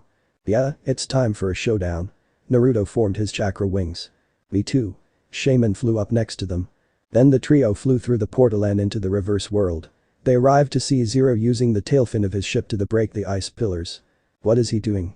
said Ash. They turned to see a crystal showing that the glaciers were breaking and moving through the lake towards a nearby village. "How could he? If those glaciers were to crush the village, many lives of both humans and Pokemon will be lost." Naruto glared angrily at Zero. Giratina fired an aura sphere at Zero which was followed by Thunderbolt, Energy Ball and Chakra Bullet from Pikachu, Shaman and Naruto. "Zero, give it up right now," shouted Ash. "Well, I don't understand that I'm protecting this place," yelled Zero. "Your way of protecting the reverse world is putting many people and Pokemon in danger, we won't let you do this," said Naruto. "Then just try to stop me." With that, Naruto and the others charged at Zero in his ship. Meanwhile back at the real world, Newton, Dawn and Brock had the wild Pokemon use Ice Beam to freeze the lake in order to slow down the glacier's approach, although it was having little effect. Then Regigigas, one of the legendary Pokemon appeared alongside a herd of Mamoswine. Together they tried to hold back the glacier, even it was still moving, but at a slower rate. They could only hope that Ash, Naruto and Shaman would be able to stop Zero. In the reverse world, Giratina attacked with a dragon claw and clashed against the ship's tailfin, but Zero activated the boosters and sent Giratina crashing into one of the ice pillars. "It's useless, I have all of you powers. There's no way you can defeat me," Zero said with a sneer. He then tried to fire an aura sphere, but Giratina dodged it by using Shadow Force to disappear and then reappear above him to fire an aura sphere which connected. Ash then swooped and had Pikachu use Thunderbolt, Shaman and Turtwig use Energy Ball, and Chimchar use Flamethrower. Naruto performed a nosedive and executed a low-powered Rasengan as he didn't want to kill Zero and sent him flying but was able to regain control. "I told you to stay out of my way." Zero shot another aura sphere at Giratina, sending it falling to the ground. Then he shot at the ice pillar, making several large pieces fall on Giratina. "Oh no Giratina," shouted Ash. "Giratina is still weak from the energy drain despite Shaman transferring its energy," said Naruto. They both dove in to help the phantom Pokemon just as Zero was about to finish it off. "This will end you, and the reverse world will finally be mine." He was about to fire when Naruto and the Pokemon launched their attacks to interrupt him. "Grrr, you little brats." Zero used a part of his ship to knock Ash and his Pokemon off the air scooter. As they fell onto the ship, Naruto quickly flew next to them. "Are you guys okay?" asked Naruto and received nods from them. Clawed cables popped out of the ship tried to grab them, but Naruto moved in to intercept and used Chakra Horn Slash to cut most of them apart, while Ash returned Chimchar and Turtwig to their Pokeballs for their own safety. But a few latched onto his body and delivered a nasty shock, making him cry out in pain. "Naruto, hang on." Pikachu used Iron Tail to free him. Pikachu destroyed the cables as Shaman helped out with Energy Ball. "Thanks for the save," said Naruto, still recovering from the shock. "You're welcome," said Shaman smiling happily. Zero, stop destroying this place. Ash turned to the bee pit which Zero sits in. If anything, it's the real world that's destroying this place. Zero hovered the ship to a nearby poison cloud, don't you see? It's that fault of the real world that this world is being polluted, so I'll protect it no matter what it takes. This guy is delusional, said Naruto. Then he saw the cloud approach them. Shaman, we could use a little help. Got it. Shaman flew into the cloud and started to inhale it. This gave Ash an idea. Shaman, use seed flare to open a portal, then we can knock Zero out of here. I don't think so. More clawed cables came out, but Naruto and Pikachu destroyed them. Zero then tried to throw them off, and Giratina grabbed the tail fin to hold the ship in place. Thanks Giratina, hold just on for a little longer, said Naruto after destroying what's left of the clawed cables. I'm ready. Shaman flew into the air and unleashed the purified energy to open a portal, but got sucked in it. Naruto formed a shadow clone to grab Ash and Pikachu to get out of there. Giratina shot a will-o-wisp to further damage the ship, and Naruto followed up by forming his chakra arms to grab the ship and throwing it to the portal and finishing up with a Rasengan. No. All of my precious dreams are ruined, shouted Zero as he was flung through the portal. Upon crashing on the frozen ground, Dawn had Swinub and Bunary freeze the ship in place and prevent his escape. Ash and Pikachu were riding on Giratina's head with Naruto flying next to them as it flew through the realm and used its powers to restore the ice pillars back to their original state. This in turn stopped the glacier from moving any further. Then it opened the portal to the real world and flew through it. Hey guys, we're back, said Naruto as they landed on the frozen lake and met up with the others. Naruto noticed that Shaman had reverted to its land form. We're so glad that you're okay, said Dawn. Yeah, and Giratina was able to repair the damage in the reverse world, said Ash. Giratina gave loud roared and flew towards the sky. Naruto heard Newton murmur something about it going after Dialga, but decided to think about it later. As the sun rises on the next, Naruto, Ash, Dawn, Brock and Newton stood before the flower garden and watched as the Gracidia flowers go into full bloom. Hey guys, look over there. They saw movement among the flowers and noticed that they were all Shaman. Are those your friends? Asked Dawn, to which Shaman nodded. Yes, and it's thanks to you all. Yeah, and I've got to say that this place is truly beautiful, said Naruto looking at the flowers. Does that mean that you're grateful to Shaman? Of course we are, said Ash with a smile. Shaman jumped off Dawn's arms and onto a rock. Ash, Naruto and everyone, I must say that I'm grateful to you too. They watched the Shaman change into their sky forms and got ready to fly off. Here is where I say goodbye. We know, but as long as you keep us close to your heart, you'll never forget the good times we had, and the same goes for us as well, believe it, said Naruto as they watched Shaman change into its sky form and fly away. Then he turned to the rest. It's time for me to hit the road as well, said Naruto sadly. Will we see you again? Asked Dawn. You'd better believe it, we'll definitely meet again. We're really gonna miss you, said Ash. Yeah, but this isn't goodbye, rather see you later. Naruto formed his chakra wings and flew off, with his new friends waving goodbye at him. Along the way, Naruto saw something on the ground below and smiled upon recognizing it, then he swooped down to get closer to it. Dr. Woovs was waiting in the TARDIS when the door opened to reveal that the blonde pony had returned. I see you're back, and by the looks of things, your mission was a success, said Dr. Woovs. Yes it was, now we can go home. At his words, Dr. Woovs initiated the controls and the machine headed homeward towards Equestria. Upon reaching their dimension, Naruto was about to leave when Dr. Woovs called out to him. Naruto, you must keep it in mind that when Kami-sama has a mission for you, a scroll will appear in your medallion and release itself when Nopony is around. When you get the scroll, you report back to me so that I can transport you to the next dimension. Okay Doc, and I'm looking forward to working with you. Dr. Woovs simply smiled and waved goodbye at him. That pony is truly special, I wonder what of effects he will have on other worlds. Naruto was at home after having Spike send a message to the Celestia and Luna. He knew that Luna will show up in his dreamscape tonight to hear of his adventures. While he putting some finishing touches, he heard hoofsteps and turned to see Scootaloo and Trixie had come home. Big bro, you're back, I've missed you. Scootaloo jumped and hugged her brother. It's great to see you again. Trixie was a bit worried, said Trixie, then she noticed something on the window. What is that, Naruto? Trixie has never seen a flower like that before. This is a Gracidia flower. It has been known to resemble a creature known for its gratitude. It's a custom where I went to that you would send a bouquet of Gracidia flowers to those whom you truly appreciate, said Naruto, watering the flowering. I have already placed some in your rooms, so I hope that you would take care of it. Of course we would. Trixie appreciates everything you have done for Trixie, said Trixie, while blushing a bit, and your kindness as well. As it turns out, Naruto had sent a bouquet of Gracidia flowers to Twilight, Applejack, Rainbow Dash, Pinkie Pie. She loved it since it was also her favorite color. Rarity, Fluttershy, she made sure that no one even got close to it. Derpy and Dinky, Vinyl and Octavia, and the princesses, all of whom were grateful to the blonde stallion. Meanwhile, in a certain dimension, a dark figure was reading through something before finally finding what he was looking for. Soon you will finally be free, Lord Morio. Then the figure started to laugh evilly. Chapter end. Alright, that's it for today's video guys. Let me know in the comments section how was the story, and also don't forget to like, share and subscribe. I will meet you in another video. Peace out.